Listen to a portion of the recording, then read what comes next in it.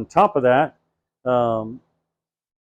Berkefeld makes this big, amazing, beautiful, chubby filter. And this is their ultra fluoride filter.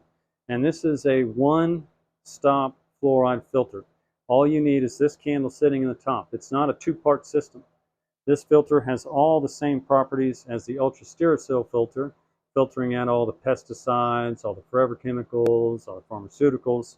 But on top of that, it has in there a fluoride filtering element. And it's a lot of the fluorosilicates, I believe, is what is put in our municipal water systems.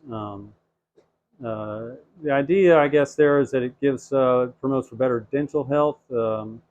However, there's a lot of people that feel differently about fluoride in their water. And if you feel differently about fluoride in your water, this is the filter for you.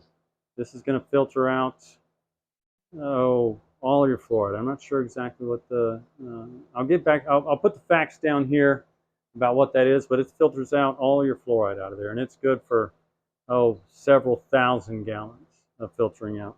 And our systems are made to handle 2 of these filters.